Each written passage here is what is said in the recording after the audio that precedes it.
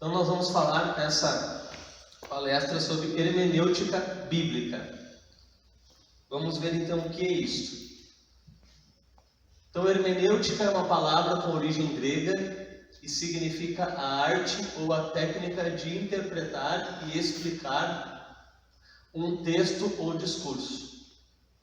Então isso é hermenêutica. Mesmo eu creio que todos aqui que nunca tinham ouvido falar a palavra hermenêutica, de repente olhou no primeiro slide ali, ou no nosso anúncio, hermenêutica, o que deve ser isso?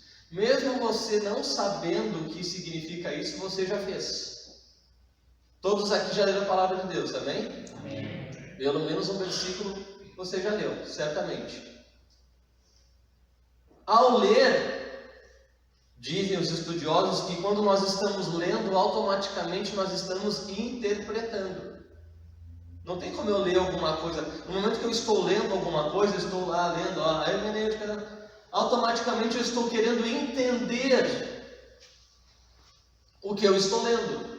É assim quando lemos uma notícia, um jornal, uma revista, um livro. E com a Bíblia, da mesma forma.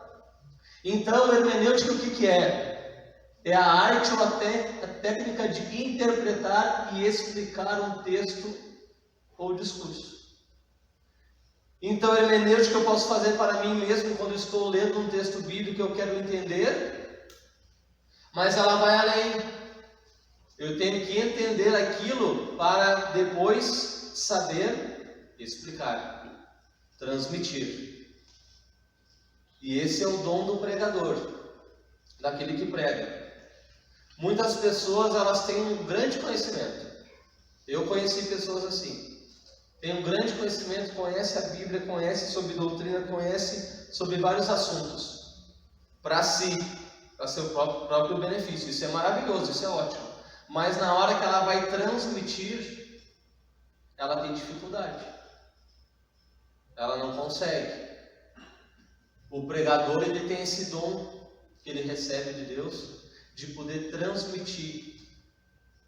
Isso é maravilhoso. Esse seminário nós vamos falar sobre isso, nas matérias aí de hermenêutica e homilética. Então, hermenêutica é quando eu pego um texto, é claro que ali o seu sentido original estava relacionado com a Bíblia, sendo que nesse caso consistia na compreensão das Escrituras, para compreender o sentido das palavras de Deus. Hermenêutica também está presente na filosofia e na área jurídica, cada uma com seu significado. Então, hermenêutica é a arte ou técnica de interpretar um texto. A hermenêutica. Então, a hermenêutica ela está também na parte jurídica e na filosofia.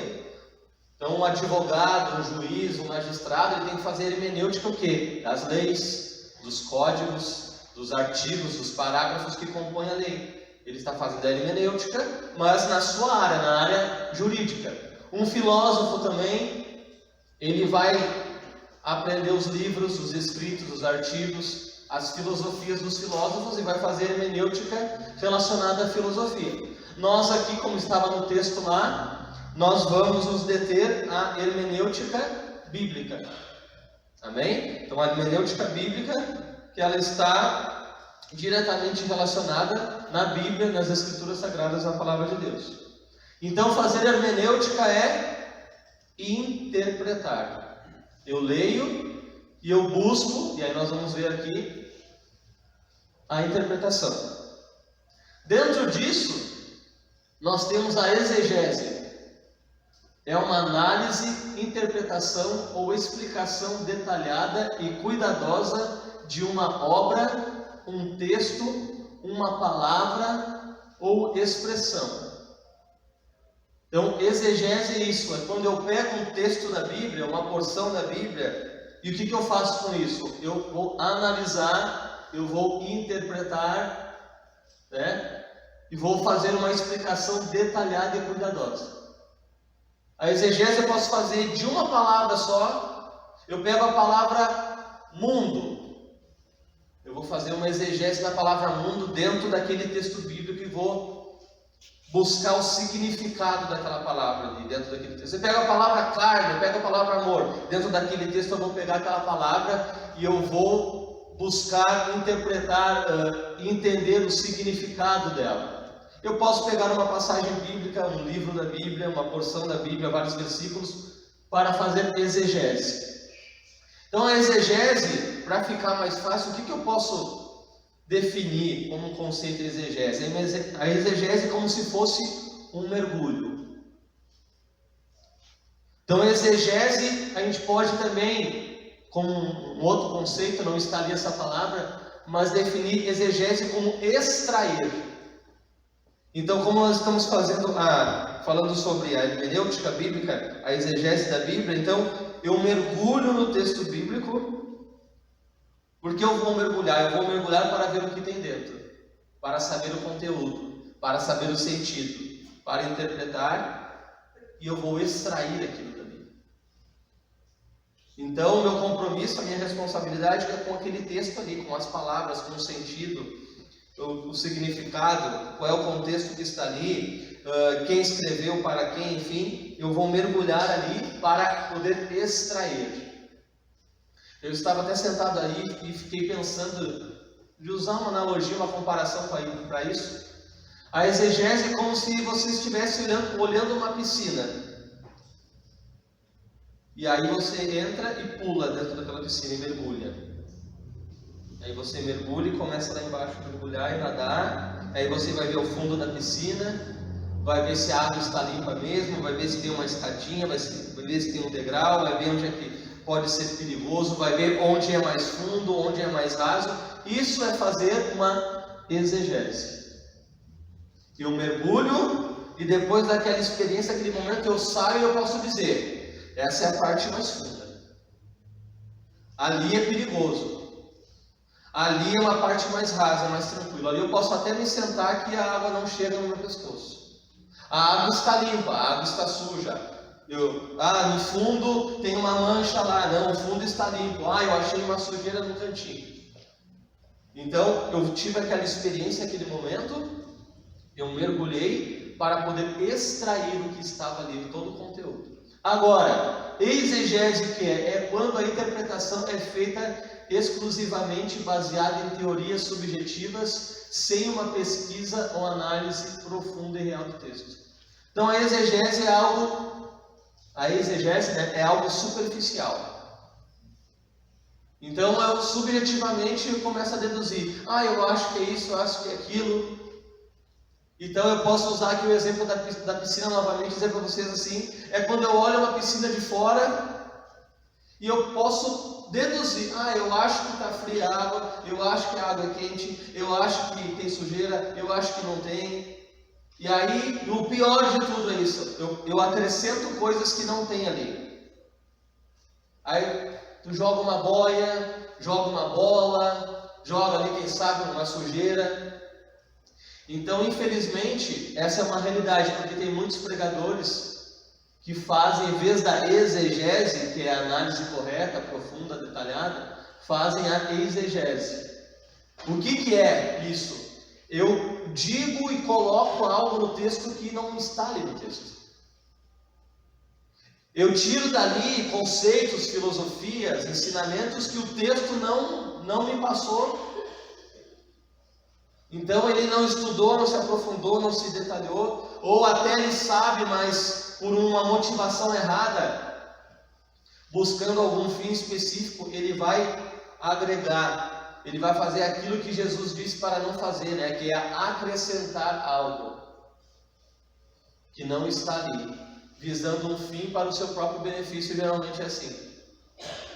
Então nós temos que ter cuidado, para ao invés de fazer exegese, fazermos a exegese. Então é muito perigoso isso aqui. A exegese é ruim, ela é maléfica. Ela faz com que as pessoas aqui fora aprendam algo que eu ensino, mas que não é bíblico e não é verdadeiro. E com isso traz consequência para a vida das pessoas. Vamos seguindo. Então, por que interpretar a Bíblia? Se a hermenêutica é a interpretação, por que nós temos que interpretar? Olha que interessante, aqui nós temos um texto bíblico. Então Filipe correu para a carruagem, ouviu o homem lendo o profeta Isaías e lhe perguntou: o Senhor entende o que está lendo? Ele respondeu: como posso entender se alguém não me explicar? Assim convidou Filipe para subir e sentar-se ao seu lado. Atos dos Apóstolos 8, capítulo 8, versículo 30 a 31. É uma passagem muito conhecida da Bíblia e que nos fala sobre a importância de nós termos o conhecimento da palavra de Deus, para que num momento aqui a gente possa o quê? Lá, ó, explicar para alguém que não está entendendo. Então nós aprendemos a palavra de Deus a interpretá-la para nós mesmos entender, para aquele conhecimento ser para nós, e nas oportunidades que Deus nos dá, transmitir, explicar. Filipe teve uma oportunidade.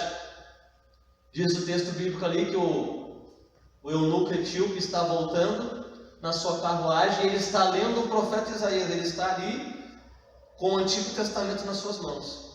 Estava lendo lá a passagem bíblica que está em Isaías 53, que falava sobre o sofrimento, do servo do Senhor, que no Novo Testamento vai nos esclarecer que é Jesus, o Messias. E aí está sendo levado como ovelha matadora e tal, e aí descrevendo o sofrimento que o Senhor vai ter para nos salvar. E ele não entende, tanto é, na sequência do texto, ele vai dizer assim: de quem o profeta está falando? Ele está falando a respeito dele mesmo ou de outro? E aí na sequência do texto diz assim, ó, e por esta passagem da Bíblia, Filipe anunciou a Cristo.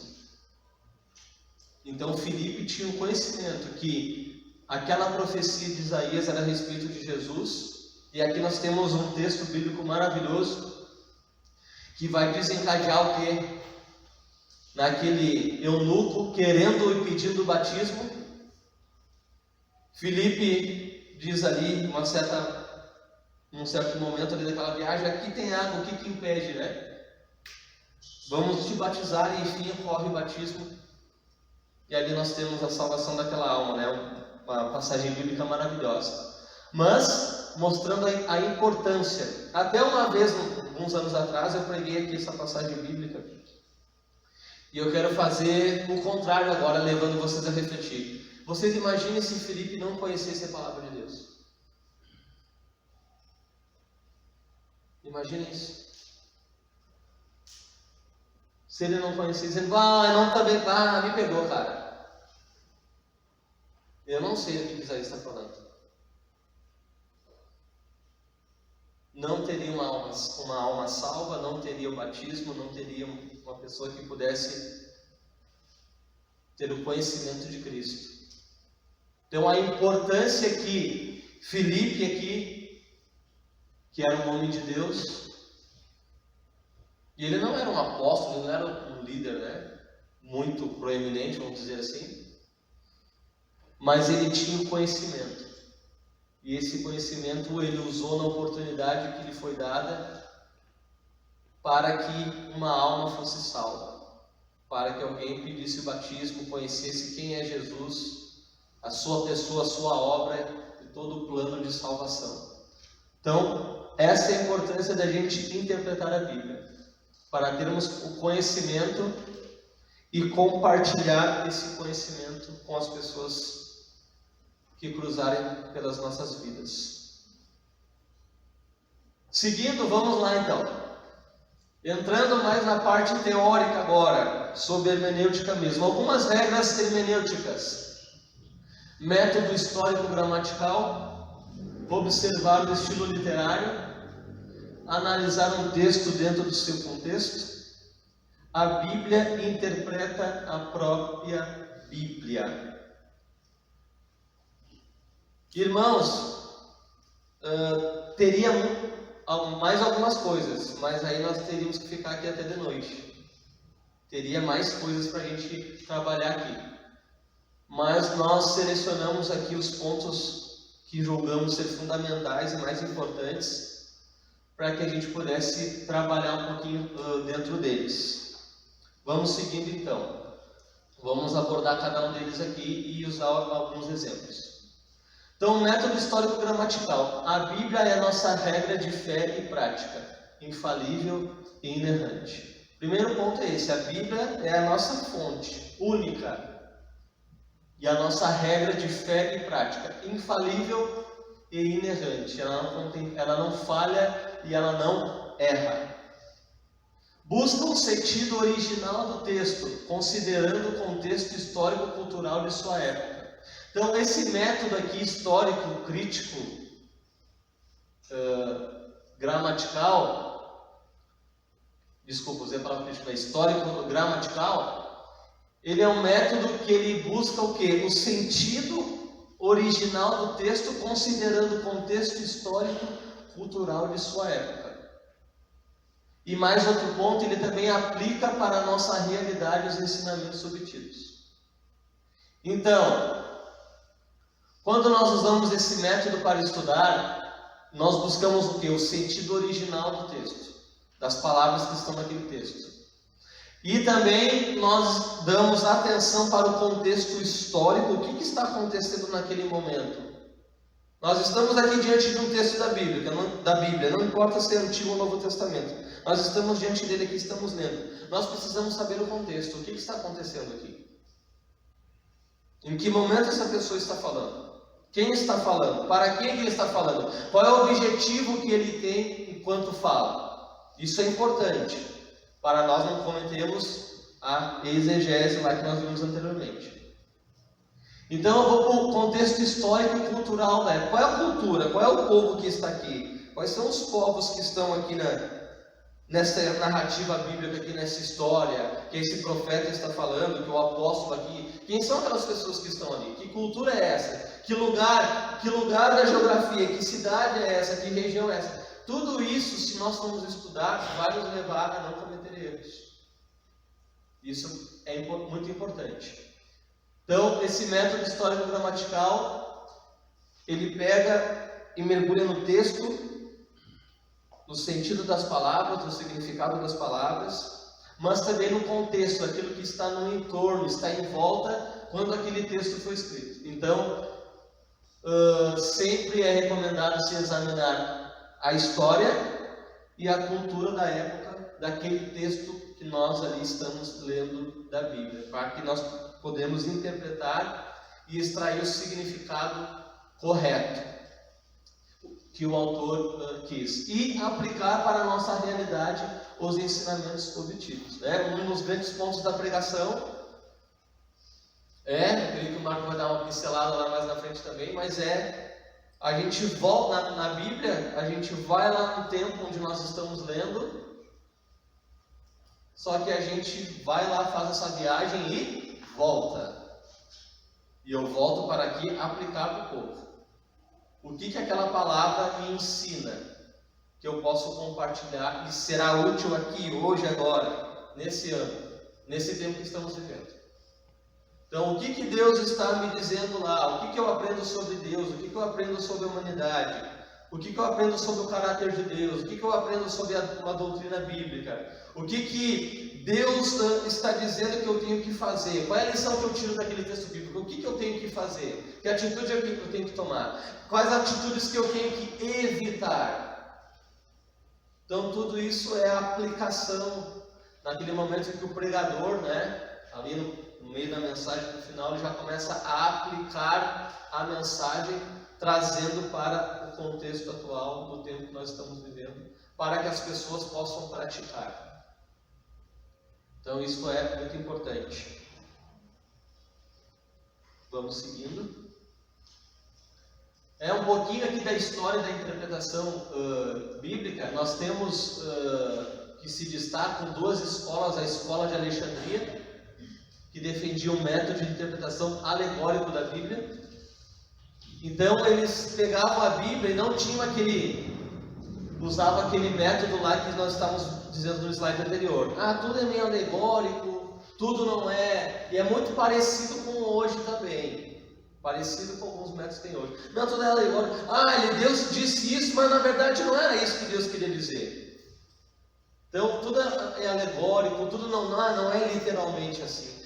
Diz que vai morrer, é aquela coisa da serpente lá. Me vem eternamente agora que a serpente foi a primeira que usou o método alegórico. A Eva, se eu comer vai morrer. Não é isso que Deus falou. Certamente não vai morrer. É alegórico, ele disse só para se assustar, mas não acontece. Então, método alegórico. E a escola de Antioquia defendia um método de interpretação literal da Bíblia. Não, a Bíblia diz que é isso. A Bíblia diz que é para fazer, é para fazer. A Bíblia diz que não é para fazer, não é para fazer. Então é um método de interpretação literal da Bíblia. Então são as duas escolas que se destacam. Falando sobre isso, então a interpretação dos textos bíblicos deve ser sempre literal. Porém, quando existir uma impossibilidade da literalidade, deve-se recorrer à interpretação alegórica. Então eu leio a Bíblia e eu tenho que ter em mente que é o sentido literal. A Bíblia está dizendo, Deus está dizendo aquilo que Ele está querendo dizer. Eu só posso não aceitar isso quando for impossível. Quando aquilo ali for impossível. Então, eu concluo que aquilo então é algo alegórico. É uma simbologia, é uma figura, é um tipo, que aquele autor bíblico ali está usando para explicar alguma realidade. Por exemplo, nós temos os exemplos das parábolas, exemplos lá das simbologias do Antigo Testamento, enfim, algumas coisas que são símbolos, são coisas que são literais, não são coisas que simbólicas, não literalmente. Alguns exemplos nós temos na Bíblia. Vamos ver aqui algum exemplo, o exemplo de impossibilidade do literal. Se o teu olho direito não fizer pecar, arranque-o e lance-o fora. É melhor perder uma parte do seu corpo do que ser todo ele lançado no inferno. E se a sua mão direita o fizer pecar, corte-a e lance-a fora. É melhor perder uma parte do seu corpo do que ir todo ele para o inferno. Então aqui nós temos o exemplo de impossibilidade do literal. Eu não posso cumprir essa palavra aqui literalmente, porque senão nós teríamos aqui muitas pessoas, e eu me incluo entre elas, nós teríamos muitas pessoas aqui caolhas ou até sem os olhos, e de repente aí sem um braço, sem uma perna, a humanidade estaria toda assim, se a gente cumprisse literalmente esses versículos bíblicos. Então aqui, Jesus usa de uma figura de linguagem, de uma hipérbole, ele exagera para dar ênfase e para que os seus ouvintes ali tenham consciência da importância do que ele está falando. Outro ponto importante dentro da hermenêutica, o segundo ponto é alguns estilos literários da Bíblia.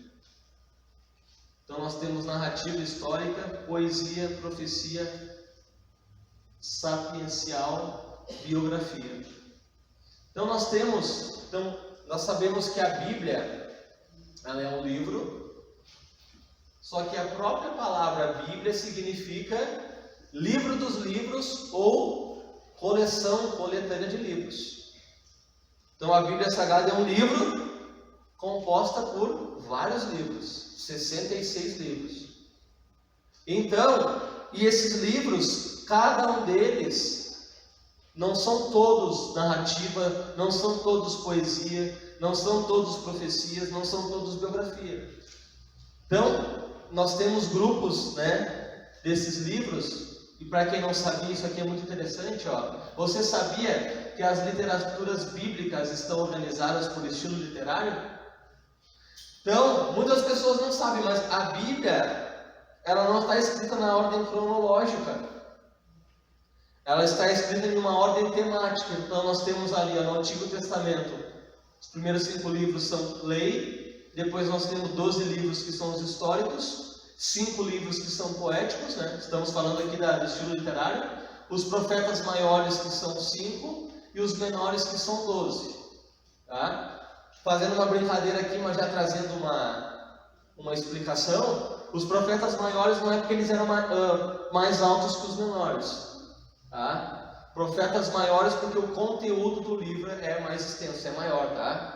Não quer dizer que os maiores tinham acima de 1,80 m e os menores eram tudo baixinho de 1,60 m. Aqui está falando do conteúdo do que foi escrito, do conteúdo dos livros. Tá? Vocês vão ver que os 5 primeiros profetas, Isaías, Jeremias, Ezequiel e Daniel, eles são os maiores. E aí depois vem aqueles pequenininhos ali que o conteúdo é menor. No Novo Testamento nós temos Evangelhos, Atos, que é o livro histórico, as cartas, aqui temos as cartas de Paulo, as cartas de Pedro, carta de Tiago, carta de Judas, 21, e Apocalipse, que é o livro escatológico que fala a respeito das coisas do fim. Então nós vemos aqui que estão divididos dessa forma, e são estilos literários diferentes. E isso é muito importante, o pregador, aquele que vai fazer uso da palavra, que receber uma oportunidade, que vai pegar o microfone, que vai estar diante de dezenas ou centenas de pessoas, é muito importante ele ter esse conhecimento. Estou lendo aqui um salmo. O salmo não é uma narrativa. O salmo é um livro de poesia. Por quê? Porque ele usa muita simbologia. Ele usa coisas, figuras de linguagem. Você vai ver o salmista lá, e o meu leito, e eu estou aqui nadando do meu leito, porque as lágrimas inundaram todo o meu leito. Ele não está com a cama toda molhada, está todo alagado o quarto dele ali. Não é isso. Ele está usando uma figura de linguagem, que ele está num momento de angústia, que ele está pranteando, ele está chorando, ele está sofrendo. Então, eu não posso dizer literalmente que aquilo ali, como ele escreveu de uma forma poética, estava acontecendo, literalmente. Não, ele está usando uma figura de linguagem para expressar o sentimento, o momento que ele estava passando. Então, ou, por exemplo, ali, vou pegar um livro da lei, vou ler lá Êxodo, vou ler Deuteronômio, aqui diz, se atentamente ouvir a voz do Senhor teu Deus. Não, mas aqui o autor não está dizendo para que a gente não precisa ouvir, não, ali é lei, ali é palavra por palavra, com o significado original e correto que está ali. Então é importante a gente observar os estilos literários, saber procurar conhecer o estilo literário do livro que você está ali estudando, está lendo, preparando uma mensagem, enfim. Então isso é muito importante também. Exemplo de cuidado com o estilo literário. Não podemos sustentar uma doutrina com base apenas em uma passagem de estilo literário poético ou de sabedoria. Então geralmente aqui nós vamos pegar salmos, provérbios, cânticos, Eclesiastes, esses livros. Nós não podemos fundamentar uma doutrina desses livros aqui. Por quê? Porque eles têm muitas comparações, analogias, figuras de linguagem, textos poéticos, que não está falando de uma coisa que literalmente está acontecendo, a pessoa que escreveu. Então nós temos que ter esse cuidado. Então, esses textos são palavras de Deus e podem servir de reforço para doutrinas bíblicas. Então, nós não podemos fundamentar ali. O salmista ali estava chorando a noite toda, então vocês têm que chorar a noite toda também, porque o salmista chorou, ele era homem de Deus. Eu não posso passar isso, por exemplo, dizer que isso é uma doutrina bíblica. Você tem que passar a noite toda chorando. Tem lá que encharcar com a cama lá de lágrimas, porque o salmista chorou, ele era homem de Deus, ele adorava o Senhor. Então isso é uma doutrina bíblica. Nós temos que começar, irmãos, aqui todos nós, a chorar a madrugada toda. E assim como o salmista lá, não. Isso é um erro. Então eu não posso fundamentar doutrina pegando esses livros bíblicos aqui. Eles são textos complementares que nos ajudam ao entendimento de outras doutrinas, nos reforçam outras doutrinas bíblicas. Então, cuidado. Por exemplo, aqui, dê bebida fermentada aos que estão prestes a morrer. Vinde aos que estão angustiados. Provérbios 31:6. Imagina que eu vou fazer isso aqui. Ó, dá uma louca no pastor Paulo, ele chega agora amanhã domingo e diz assim, ó, essa é uma nova doutrina da nossa igreja. Nós vamos dar bebida forte. Quem tiver prestes a morrer lá na tua casa, lá tem um parente, nós vamos dar vinho para eles. Está escrito aqui. Então isso é muito perigoso, a gente usar esse termo, está na Bíblia. Tem muita coisa que está na Bíblia, mas nós temos que saber interpretar e usar aquilo de uma forma coerente.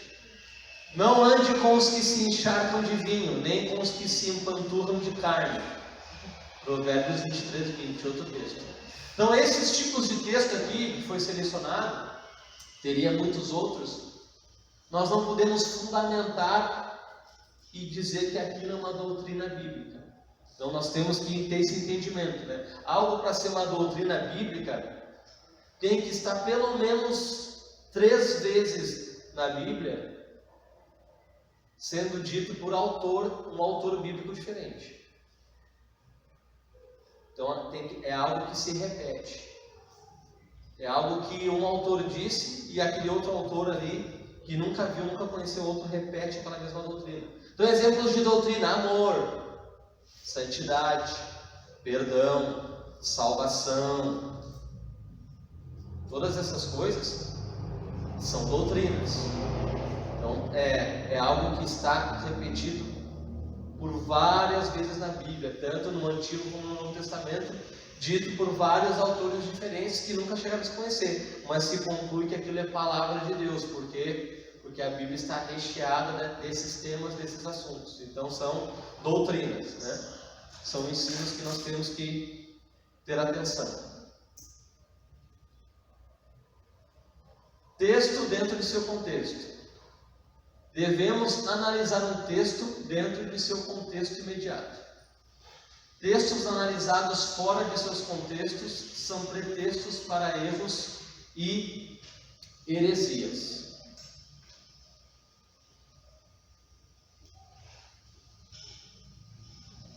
Então esse aqui é um dos erros mais comuns que um pregador pode cometer. Pegar um texto e não analisar o seu contexto. Então isso é... O que é um texto? Você se propôs pegou um versículo da Bíblia, ou uma porção de versículos, 3, 4 versículos. Leu ele. Se você só lê aquilo ali, aquelas palavras ali podem te levar a uma interpretação, a um certo sentido. Que só elas ali, de repente aquele sentido está correto. Porém, nós temos que observar o quê? O contexto. O que é o contexto? O contexto são os versículos que precedem, que vêm antes, e os versículos que vêm depois, daquele texto ali que você está estudando. Então você está lendo lá Marcos capítulo 5. Vai ter uma história ali.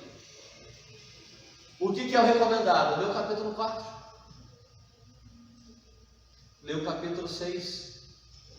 Você vai ver que vai te dar um sentido melhor. Então, na interpretação bíblica, esse ponto aqui, essa regra é muito importante. Então, texto dentro de seu contexto. Então, se eu não tomar cuidado com isso, certamente eu vou errar. Certamente eu vou errar. Nós separamos aqui um texto clássico a respeito disso. Exemplo 1, Teologia da Confissão Positiva, mais conhecida como, para nós, Teologia da Prosperidade.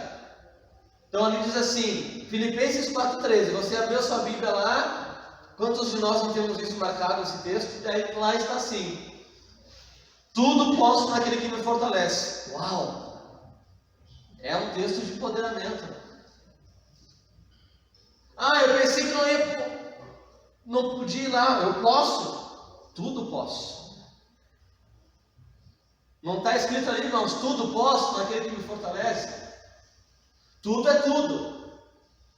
E os pregadores da teologia da prosperidade, aqueles que ensinam por aí que nós somos super crentes, Que nós não podemos ter doença, não podemos ser pobres, porque se isso está acontecendo, você está em pecado, alguma coisa está errada. Porque tudo posso naquele que me fortalece. Você tem que estar sempre saudável, você tem que estar rico, você tem que ter o melhor carro, a melhor casa, a conta bancária, né, com muitos e muitos dígitos. Por quê? Porque tudo posso naquele que me fortalece. É o que diz o texto. É uma interpretação errada só no versículo 13? Não é. Tudo é tudo. Eu posso lá fazer acontecer, porque eu tudo posso naquele que me fortalece. Tudo eu posso fazer. Tudo vai dar certo. Vai ser só bênção e vitória em vitória. Tudo posso naquele que me fortalece. Aí olha que interessante aqui. Um versículo somente. Um versículo. Olha só. Que nós lemos lá o versículo 13 do capítulo 4, mas um versículo só, o 12, que na verdade o 12 está em cima. E agora nós vamos ler, olha que interessante: sei o que é passar necessidade, e sei o que é ter fartura. Aprendi o segredo de viver contente em toda e qualquer situação, seja bem alimentado, seja com fome, tendo muito ou passando necessidade. E aí, no versículo 13, Paulo vai escrever: tudo posso naquele que me fortalece. Olha o sentido que dá o texto. Olha o sentido que esse tudo posso significa. Esse tudo posso aqui nós poderíamos dizer assim: tudo posso suportar. Tudo posso suportar. Por quê? Porque Cristo me fortalece. Então ele estava dizendo isso. Eu posso ter necessidade, eu posso ter fartura, eu posso ter escassez, eu posso ter abundância. Ele falou: eu posso estar bem alimentado, eu posso estar com fome, eu posso viver com muito, eu posso viver com pouco, tudo posso passar, eu estou experimentado em todas as coisas. Por quê? Porque ele vai dizer depois, no versículo 13, que eu tudo posso passar, eu tudo posso suportar. Por quê? Eu não vivo na força do meu braço, é Cristo que me fortalece. Então, se eu for pegar e ler só o versículo 13, ele me dá um sentido. Mas quando eu leio aqui o versículo 12, ele muda o sentido. E a Bíblia se presta para essas coisas. Há uma frase que diz aí que a Bíblia é a mãe das heresias. Por quê? As heresias são tiradas de dentro da Bíblia, mas por interpretações erradas. Porque a heresia, que é um ensino errado, a pessoa diz assim: olha aqui, está na Bíblia, está lá, mas não é aquele sentido correto. Não é a interpretação correta daquele texto. Aquele texto ele foi tirado do seu contexto. Então, é como eu vi uma explicação interessante. Vamos supor que a ponta aqui desse material, essa ponta aqui, é o texto que você está estudando. Um versículo bíblico, 10 versículos bíblicos, um capítulo da Bíblia. E aí você está com os olhos somente nele. Somente nessa partezinha aqui, ó. Somente nessa partezinha aqui. Mas você não pode esquecer que a Bíblia é um livro composto por vários livros. Então, quando você quer pegar aquele texto para estudar, tem todo um contexto. Aqui tem um contexto. Ele vem junto. Eu estou lendo um texto, mas aquele texto ali está dentro de um contexto. O autor já escreveu algumas coisas antes e já tem algumas coisas posteriores ali. Então eu tenho que ler cuidadosamente isso, para não cometer um erro de ensinar e trazer para a igreja, com um grupo de irmãos, um ensino errado que vai trazer consequências terríveis para a igreja. Então, muito cuidado com isso. Então, dependendo do texto que você está lendo, o que vai acontecer? Você vai ler um versículo, não entendeu? Lê os versículos acima, lê os versículos abaixo, não deu. Você vai ter que ler o capítulo todo.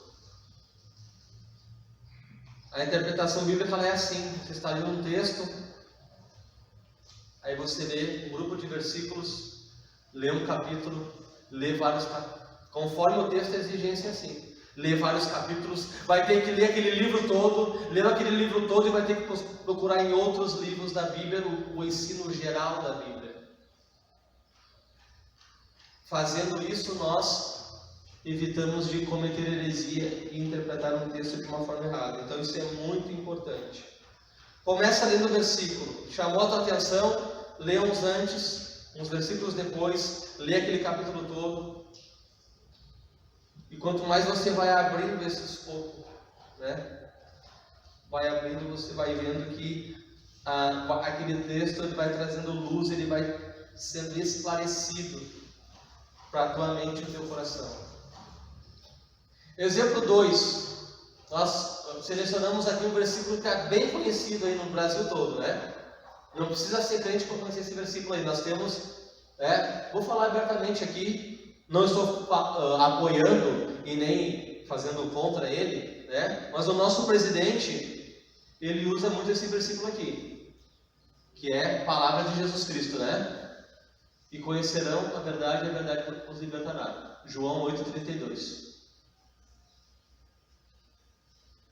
Se eu pegar e só ler o 32, a verdade, atentando ali para a palavra verdade, o que é a verdade? A verdade é a verdade de um fato. Eu falei tal coisa e esta coisa é a verdade. Aconteceu alguma coisa, ou saiu uma notícia, essa notícia é verdade. Ou não é um fato, aconteceu. Não aconteceu, então é mentira. É verdade, né? Eu vou pegar aqui, este é um copo que está com água. Verdade. É um copo que está com água, todos podem provar. Verdade. Ponto. Só que o que esse texto diz aqui são palavras de Jesus, não significa a verdade de um acontecimento ali, de alguma coisa que não. Olha só que interessante ali, ó. Disse Jesus, no versículo 31, que é o antes daquele lá, aos judeus que haviam crido nele: se vocês permanecerem firmes na minha palavra, verdadeiramente serão meus discípulos. E aí vem o 32, que conhecerão a verdade, e a verdade os libertará.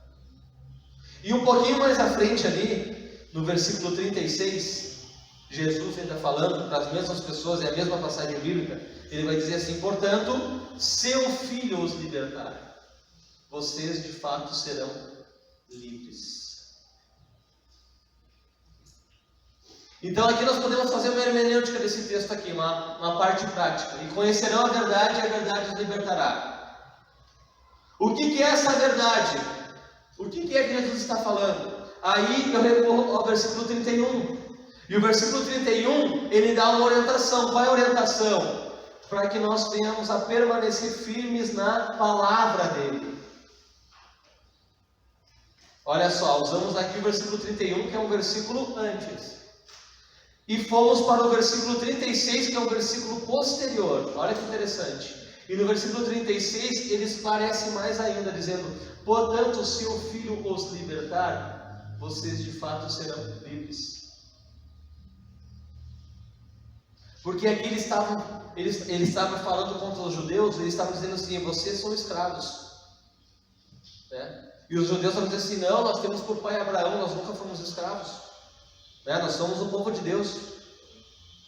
Aí Jesus começa a dizer: todo aquele que peca é escravo do pecado. Ele começa a discorrer, a ensinar e trazer o sentido do que ele está falando. E eles estavam falando de uma escravidão, de algo humano, algo físico. E Jesus estava falando sobre algo espiritual. E aí no 36 ele encerra dizendo: se o Filho os libertar, vocês serão de fato livres. Ele está falando da libertação do pecado. Que ele veio trazer o que? Ele venceu a morte, venceu o pecado. E em Cristo, pela fé em Cristo, nós vencemos também o pecado. Nós somos chamados para a liberdade que Cristo conquistou para nós. Então vocês veem que interessante, se eu pegar só o 32, tem a palavra verdade, mas eu preciso saber que verdade é essa que me liberta. Não é a verdade de um fato qualquer que me liberta, não é a verdade de uma notícia, não é a verdade que um líder, seja ele da minha cidade, o presidente, enfim, não é a verdade de um acontecimento qualquer, mas é a verdade da palavra de Deus. E aí, não está aqui no nosso slide, mas nós podemos fazer um exercício aqui de hermenêutica, pegando a palavra verdade, no Evangelho de João mesmo. Nós vamos ver que um pouco antes, me confundi, um pouco após isso, Jesus vai continuar. Jesus, no capítulo 14 de João, ele vai dizer: eu sou o caminho e a verdade. Ele fala de nome da verdade. Então quem é a verdade? Ele. Quem é a verdade que ele quer? Estar firmes na minha palavra. Aí nós vamos um pouquinho mais na frente. João 17, Jesus faz aquela oração sacerdotal conhecida. E lá ele diz assim: santifica-os, orando ao Pai, santifica-os na verdade. O que é essa verdade? Ele diz: a tua palavra é a verdade. Então nós fizemos um exercício aqui, todo ele na palavra verdade, no significado dela e dentro do Evangelho de João. E nós percebemos o quê? Que a verdade é o quê? A palavra de Deus. Que a verdade é o próprio Jesus Cristo. Clareou o texto para nós. Vocês concordam comigo? Clareou o texto para nós. Que verdade é essa? A verdade é a palavra de Deus. A verdade é Cristo. É Ele em pessoa, os seus ensinos. Essa é a verdade que nós temos que conhecer e a verdade que vai nos libertar. É até quando, Marco, eu tenho? Amém. Então, é importante. Aqui nós fizemos a hermenêutica também, porque às vezes o que acontece? Dependendo do texto, que esse texto é muito conhecido, aqui nós temos esse texto da ênfase na palavra verdade. Então, eu leio que conhecerão a verdade nos libertará. Eu posso interpretar de várias formas a verdade. O que é o sentido dessa palavra verdade? E aí nós vamos um versículo acima, alguns versículos na frente. Pegamos aqui, como eu disse antes para vocês aqui, abri um pouquinho, vou lendo outros capítulos de João, e Jesus vai falar sobre verdade de novo. E aí nós trazemos o entendimento dessa verdade que Jesus falou e que João usou escreveu no seu Evangelho. Então isso aqui é muito importante. Esse aqui é uma breve ilustração de fazer a hermenêutica aqui. No caso, nós fizemos a hermenêutica da palavra verdade para extrair aqui, para extrair o sentido correto desta palavra. Outra regra da hermenêutica muito importante é: a Bíblia interpreta a própria Bíblia. A Bíblia possui muitas passagens de difícil interpretação. Quando encontrarmos passagens de difícil interpretação, devemos buscar em outros lugares da Bíblia onde aborda-se o mesmo tema. Então nós temos essa regra da hermenêutica: a Bíblia ela se interpreta a si mesma. Eu creio que todos nós aqui já passamos por essa experiência, e isso é maravilhoso. Nós estamos lendo um texto bíblico, aquele texto ali ficou meio obscuro, não ficou muito claro. E de repente, um pouquinho na frente, uns minutos depois, ou quem sabe dias depois, ou quem sabe aqui num culto, numa pregação, está aqui o pastor pregando, o irmão, a irmã que está escalada, ou quem sabe dias, meses depois, você mesmo está lendo a Bíblia, um outro texto, e aí você se lembra daquele texto lá, que te incomodou um tempo atrás. Agora eu entendi. Esse é o poder da palavra de Deus. Por isso, como o Marco estava dizendo aqui, ela é viva e eficaz, porque eu li aqui e eu não entendi o que Deus estava falando comigo. Mas dentro da própria Bíblia, em outro lugar, eu li um outro texto e aquele texto esclareceu o que eu tinha me deixado incomodado, em dúvida sobre o que estava querendo me comunicar. Então, essa experiência, irmãos, é maravilhosa, quando nós temos essa experiência, aí a gente vê que a Bíblia mesmo é a palavra de Deus. Quando nós temos essa experiência, ela se auto-explica. Um texto mais difícil, muitas vezes nós não entendemos e nós vamos para outro texto da Bíblia e aquele texto nos esclarece. É muito importante. Então está aqui, quando encontramos passagem de difícil interpretação, devemos buscar em outros lugares da Bíblia onde aborda-se o mesmo tema. Exemplo aqui, confissão positiva, mais conhecida como teologia da prosperidade. E tudo quanto pedirdes em meu nome, isso farei, a fim de que o Pai seja glorificado no Filho. Se me pedirdes alguma coisa em meu nome, eu o farei. João 14, 13, 14. Então aqui nós temos palavras do próprio Jesus. O que ele diz? Que tudo que nós pedimos no nome dele, ele vai fazer. Olhando assim, no primeiro ponto, numa primeira análise, é algo maravilhoso. Meu Deus, tudo que eu pedi em nome de Jesus, ele vai fazer. O Pai vai ser glorificado por causa disso. Que promessa maravilhosa. Nós pegamos aqui, está escrito, está na Bíblia, não está? Está na Bíblia. Palavras, aumenta mais isso, palavras do próprio Jesus. Os pregadores da prosperidade gostam de fazer isso. Está na Bíblia! Olha, são palavras do próprio Jesus, não foi nenhum profeta, nem alguém que passou por ali, não. Palavras do nosso próprio Jesus. Está na Bíblia. Tudo. Então, tudo que você pedir, Jesus vai fazer, Jesus vai te dar. Vamos agora, vamos caminhar um pouquinho aqui então. Refutação é isso. Por que nós não podemos concordar com aquilo que aquele texto diz de uma forma isolada? Então, tudo que eu pedi, refutação 1, Jesus retirou-se outra vez para orar. Meu Pai, se não for possível afastar de mim este cálice sem que eu o beba, faça-se a tua vontade. Mateus 26, 42. Então aqui nós temos o que? O próprio Jesus. O próprio Jesus está orando. E nós conhecemos esse texto aqui, que é essa oração que não foi atendida. Essa oração que não foi atendida. Aqui nós aprendemos que toda oração não é atendida. Tem orações na Bíblia que não foram atendidas. Porque a pessoa estava em pecado? Não. Não era homem de Deus? Jesus não era homem de Deus? Ele é um Deus encarnado. Mas vamos seguir então. Vamos a outro exemplo. Refutação 2, apóstolo Paulo. E para que não me ensoberbecesse com a grandeza das revelações, foi-me posto um espinho na carne, mensageiro de Satanás, para me esbofetear, a fim de que não me exalte.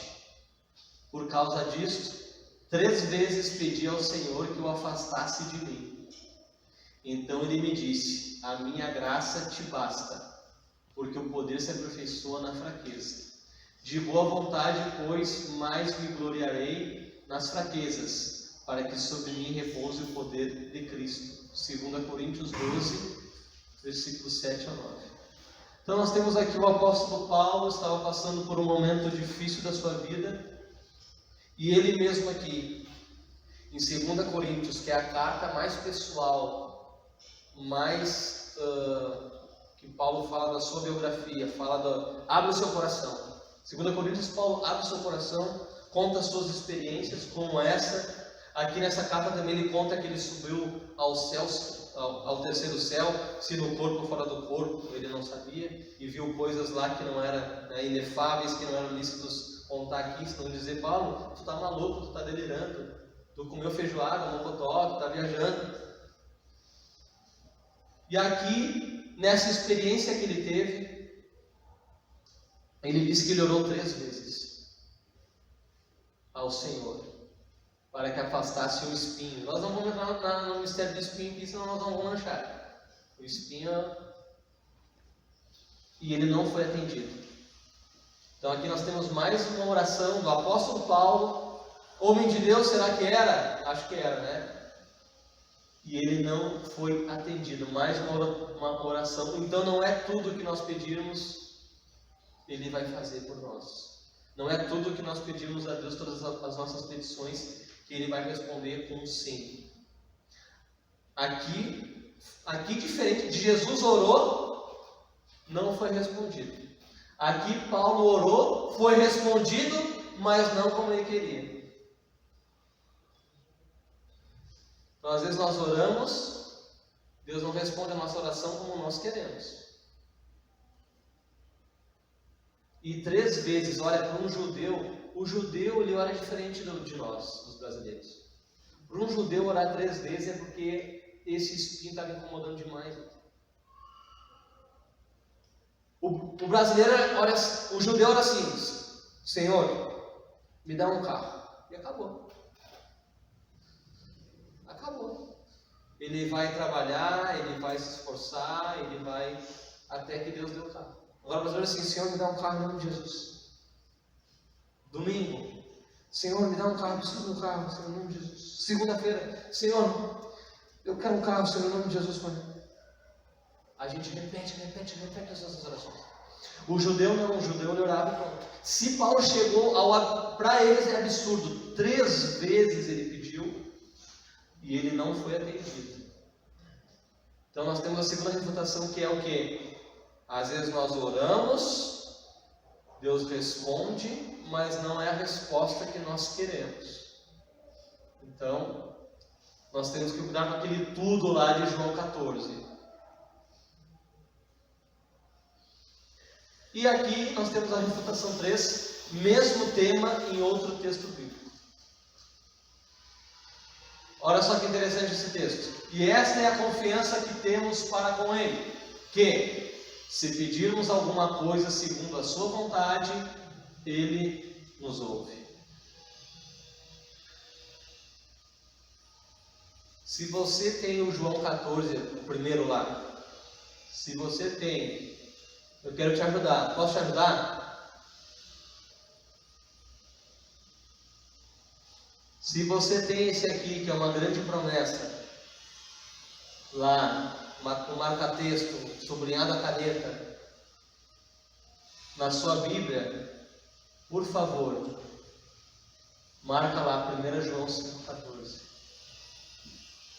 Porque esse texto aqui traz luz para o texto de João 14. João 14 diz, eu pego só João 14 e diz, tudo o que pedis ao Pai em meu nome eu farei. E aqui é interessante, aqui é o trabalho hermenêutico que nós estamos fazendo, porque Evangelho de João, quem escreveu? João Apóstolo. Aqui nós temos um texto, o mesmo tema, o que é? Pedido de oração, petição, oração. O mesmo tema em outro texto bíblico. E aqui é mais interessante porque em 1 João é o mesmo autor. O apóstolo João escreveu o Evangelho de João, e 1ª, 2ª e 3ª Epístola de João. Então, nós temos o mesmo autor, agora em outro livro da Bíblia, e ele vai escrever e ele vai dizer que nós temos que pedir alguma coisa segundo a vontade. Aí ele nos ouve. Então é interessante a gente observar isso. Que aquele tudo lá não é tudo de qualquer coisa. Não é tudo que você deseja, não é tudo que você quer e às vezes é para um fim que não vai ser bênção para a tua vida. Ah, Senhor, eu uso esse exemplo aqui na aula, nas aulas às vezes, eu vou usar aqui, nós vamos usar aqui de novo. A mesma coisa assim, eu vou orar, Senhor, eu, Douglas, né? Ah, Senhor, eu quero um helicóptero, Senhor. Me dá um helicóptero, Deus, em nome de Jesus. Dá um helicóptero. Eu oro, eu insisto a Deus com essa oração. Senhor, me dá um helicóptero. Só que eu não falo para Deus por que eu quero helicóptero. Aqui o Deus que sonda os corações sabe por que eu quero helicóptero. Aí eu estou aqui orando, Senhor, me dá um helicóptero. E eu não digo por quê. E aqui no meu coração, Deus sabe a intenção. E a minha intenção é essa. Vou abrir para vocês aqui. Essa ilustração, isso não é verdade. Eu quero um helicóptero para quando chegar ali no verão, eu não precisa ficar parado com o meu carro na ponte ali, na Mandaí, né? Eu possa passar por cima e ficar trabalhando com os bobão lá embaixo. Eu fiquei na tranqueira e estou passando por cima. Deus vai me dar esse helicóptero?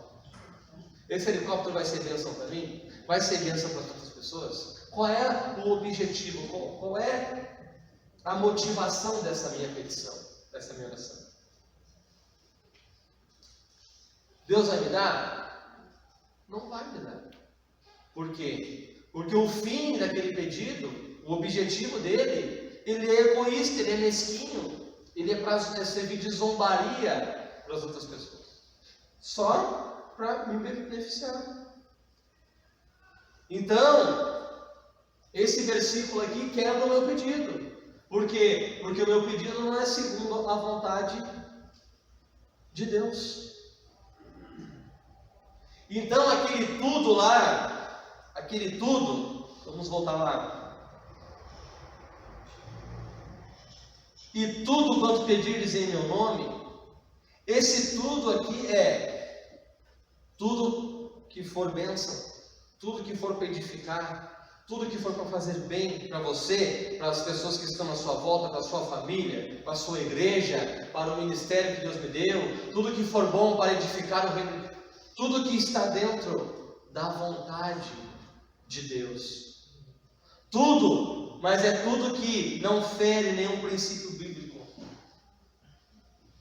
Esse tudo aqui não é o tudo que nós falamos aqui da boca para fora. Não é o tudo que compreende todas as coisas, mas é o tudo que está dentro do ensino de Jesus, da sua vontade, do seu reino, daquilo que vai fazer bem para mim e para as outras pessoas. Aí, se a minha oração cumprir esses requisitos, preencher eles, pode ser que Deus conceda a minha petição. Amém, queridos? Amém. Amém? Então, esse é muito importante. Acho que falhou aqui, Marcos. Foi essa a nossa pilha aqui. Então esse é um exemplo muito importante para que a gente possa compreender. Aqui nós fizemos aqui, alguns exercícios rapidamente, mas que a gente possa, pegamos aqui versículos bíblicos que até são conhecidos da maioria de nós, e que se for interpretado de uma forma errada, eu chego até a me frustrar. Eu acho que Deus não é poderoso, que Deus não... E aí eu interpreto o texto de uma forma errada e eu oro aquele texto com sentido errado. Isso faz com que eu venha me frustrar, venha me decepcionar, eu venha achar que Deus não está cuidando de mim, que Deus não quer me abençoar, que Deus não tem poder. Mas não, é eu que não me dei o trabalho de entender aquele texto ali, para que aquele texto ali realmente eu possa entender o significado dele e ele possa servir de bênção para a minha vida, para que eu possa cumprir ele da forma correta. Então isso é muito importante dentro da palavra de Deus. Era filho mesmo? Não, é computador, essa bateria. Então isto é muito importante para que nós possamos entender. Então aqui isso é muito importante para nós, Quando encontramos passagens de difícil interpretação, devemos buscar em outros lugares da Bíblia onde aborda-se o mesmo tema. Isso aqui é muito importante. Por exemplo, eu tenho uns minutinhos ainda. Os evangelhos é algo bom a gente fazer isso. Porque nos evangelhos, grande parte das passagens bíblicas, elas se repetem. Então, por exemplo, pega o cego de Jericó. Ela não está somente no evangelho, está nos outros evangelhos também. Então, se você está estudando a passagem, aqui uma dica para os pregadores. Se você está estudando essa passagem bíblica, você leu lá, abriu no evangelho, o cego de Jericó. Procura ver nos outros evangelhos se tem cego de Jericó também. Vocês vão ver que a história é a mesma, mas às vezes há um detalhe que um evangelista falou, que o outro não falou, há um detalhe mais aqui. Vocês vão ver que daí, reunindo todos os textos a respeito daquela passagem bíblica ali, daquele episódio, vocês vão ter um entendimento melhor, uma riqueza de detalhes que não chamou a atenção de um evangelista, mas o outro evangelista chamou a atenção. Então isso é muito importante. Então, por exemplo, assim, nós pegamos por uma passagem dessa, por exemplo, que fala sobre cura, nós vamos ver que Lucas, no seu evangelho, quando ele vai descrever as curas e os milagres, ele, por ser médico, ele dá uma ênfase maior na reação que dá no corpo da pessoa. Vocês podem, lá estava o cego, e aí Jesus olhou para ele, colocou a mão e curou. Pronto. Aí Lucas vai dizer assim: e caíram dos seus olhos como que umas escamas. Vocês viram ali o olhar do médico? Olhando a reação do corpo no momento da cura. Então, é um exemplo. Nós temos uma passagem bíblica que pode acontecer o erro de alguém interpretar de forma errada. Por exemplo, assim, aquele que me ama, mas não aborrece seu pai, sua mãe e seus irmãos, não é digno de mim. Isso soa estranho no primeiro ponto. É um texto do Evangelho, palavras de Cristo. Então quer dizer que eu tenho que amar Jesus e tenho que aborrecer. Aborrecer, eu não quero por perto, desprezar, não dar bola para o meu pai, para os meus irmãos e só para Cristo. E aí num outro evangelho, a mesma passagem bíblica, Jesus diz assim, aquele que não amar mais a mim, né? Aí ele usa um termo diferente. O evangelista ali não vai usar o termo, a palavra aborrecer, vai usar a palavra, na sequência do texto vai dizer assim, amar menos. Aí dá um sentido diferente. Não, Jesus está querendo dizer, ele é o nosso amor maior, ele é a nossa prioridade, maior amor.